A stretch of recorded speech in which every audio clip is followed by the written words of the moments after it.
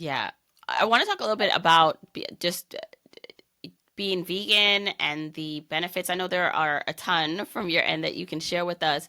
I want to talk about maybe the misconceptions. So, as someone who is not vegan, but tries to eat healthy and add more greens. With my kids, I'm like, oh my gosh, there's no greens. We have to like get you some greens on this plate.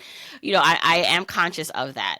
And so, what are just some misconceptions maybe about being vegan and like maybe cost wise or effort wise that you want to dispel? And then maybe we could talk a bit about like if someone does want to try out some of these, I don't know, recipes or things to become more healthy, what they can do.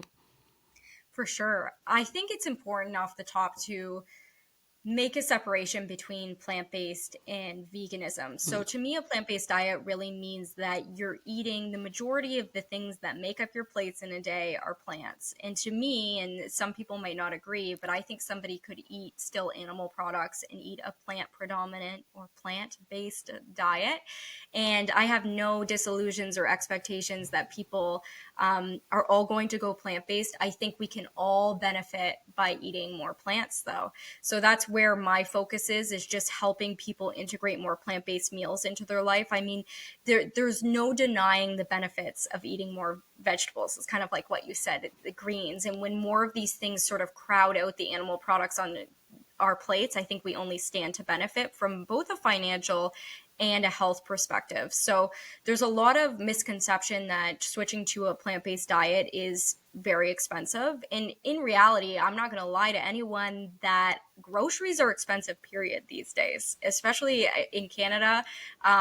It is bonkers. So, like, no matter if you're eating vegan or you're a carnivore, you're not getting out of the grocery store for a penny.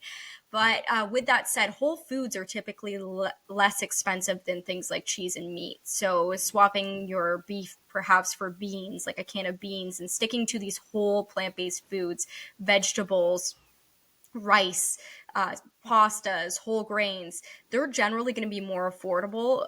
A big mistake I see a lot of people make when they go plant based or vegan is they'll go to like the freezer section and they're making one-to-one replacements. So maybe they love sausages and now they're buying a vegan sausage, or they love like chicken fingers and now they're buying vegan chicken fingers. That's going to be expensive. For some reason, the vegan like mock meats are very expensive and not very good for you either. So you're better off sticking to the whole foods and sort of crowding out the I always say treat meat as if it's like a side dish. And I think that's a great place to start. I also think transitioning slowly is a really great way to do it. I always tell people if they want to go plant based, maybe take an audit of what you normally eat in a week and then see how you can make simple swaps in your diet to maintain that familiarity within your diet while also eating more plant predominant. So, one simple swap would be maybe you love cereal in the morning, change your dairy milk for soy.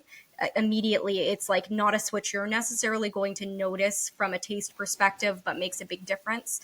Maybe you typically have ground beef in your pasta sauce and you're going to try lentils this week, right? So making those simple swaps, building familiarity over time, sustainable changes are kind of the way to go.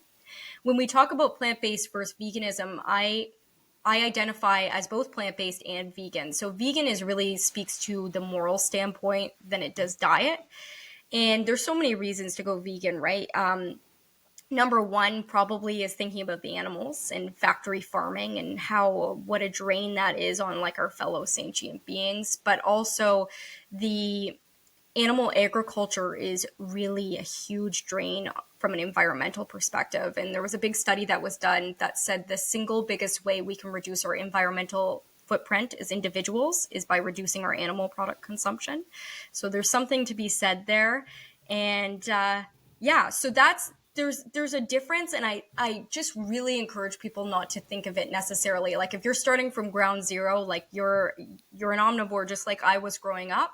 It takes a while if you want to go plant based, and that's okay. It's a journey, not a race. If you're going to like switch overnight, I think you're in some sense sometimes setting yourself up for failure because there is a learning curve. Yeah, and I think depending on which road on the internet or research you go down, you kind of I could stumble upon the meat eaters, like the I forgot what Yes, they call them, and like they only eat meat. I know there's like the name for them. I forgot. carnivores, the Carniv carnivore diet, I the think. carnivore diet. Yeah, and it's like I know this like lady. I think she only eats like steak. and like no vegetables. I think she like it's just steak, and I'm like, how? I don't understand. But they all have studies that cite why eating only meat or eating more meat works, and so I think there are a lot of reasons to do it. I think whether it's for the environment or for yourself, that it does have to be a choice, but it is something like you said you can try out. And what I love to do or think about in ways in where I'm switching things up is it can be an experiment. Like it can be something you try, Yes. right? Not a permanent switch, but something you try to see how it works for your body if you're not feeling well. And so I do want to talk a bit about, we talk a lot about finances here and financial freedom. And while that can be external and is usually external about the money that you have, I believe a lot of our wealth is in like who we are, like us is our biggest asset. Right? Your bank account, like the markets can change, things can fluctuate, things can be taken from you. But I really do believe like your mind and body, as much as you can protect it and nourish it, are important. And so many of us put that to the back end or don't focus on that because we're trying to do all the external things that ultimately don't matter as much. So I'd love to speak to the health and just, even just from you as like, your health or wellness journey and focusing more on like who you are as a like person from the inside to help you with your wealth in a way.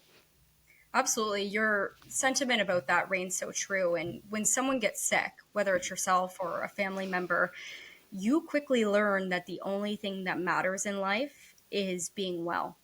So I think what you say about being wealthy, that is in our health. And I I mean, I'm guilty of this, like burning myself into the ground as like a workaholic. And at the end of the day, you reflect on it and think that this is not worth it, because if we only live once, um, you need to take care of the vessel that you have. And I think eating more plants is just a wonderful way to do that. So my personal story was, I hope we can talk a little bit about poop on here, but I Yeah. was constipated when I was a kid, like severely, to a point where I went to the doctor and they just put me on laxatives. And I always thought, okay, I just Carleigh have a slow digestive system, which was a painful experience. I'm sure anybody who's been there can relate. And then when I switched to a plant-based diet, all of a sudden this was alleviated. And this was a problem I had dealt with for like a decade. And I was like, why did no one sense that I wasn't getting any fiber in my diet? And it's so funny because as a society, we hear protein, protein, protein, protein. And almost all of us, barring a unique health condition, eat more than the daily recommended protein amount. However, 95% of the people walking around in North America are not meeting their daily recommended intake of fiber. And where does fiber come from? There's no fiber in cheese, there's no fiber in meat, there's fiber in plants. And we keep hearing more and more about how important fiber and plants are to our gut microbiome, which is this incredible, diverse bacteria in your gut that impacts every aspect of your health, from your mental health to your physical health to obviously your digestion. And there was this great study done, and it said that eating 30 or more diverse plants per week uh, typically lends to a healthier gut microbiome. So when you think about that, plants include, so don't worry if you're hearing this, you're like, I gotta eat 30 vegetables per week. I don't even know one different type of kale. The plants include things like rice, grains, seeds, spices. So that you can get that 30 plant count up pretty quickly. But if you do that, if you focus on eating 30 diverse plants per week, we're going to achieve what I talked about earlier, which was that we're crowding out a lot of the crap on your plate and replacing it with really diverse foods that are going to nourish your body. And personally, now I've been vegan for around 7 years. I just find I have great energy. I don't deal with much issues with my skin, good weight maintenance. I feel like it's effortless at this point, and I know a lot of people struggle. So I think, there's not one size fit all diet that is going to be perfect for everyone, but I think that it is undeniable, although the carnivores might tell you differently, that eating more plants is going to benefit your health. And then I will add this in here because I think it's so important. Um, I've been dealing with a lot. I had a sick family member the last 2 years, and I kind of gave up a lot of my healthy habits in to take care of what was going on. And I got back into working out, like physical activity, the last maybe 6 months, and I cannot tell you the difference in mental health that working out even a few times a week makes. So if you're somebody who wants to make a change in their life, or you feel like you're so busy, even taking a half hour out of your day, like 3 times a week, they say it's like the most affordable lower blood pressure pill or antidepressant. Is not saying, not against medication. I think it has a great time and place, but that physical activity and eating more plants in your diet is just such, these simple things will make such an impact on your health.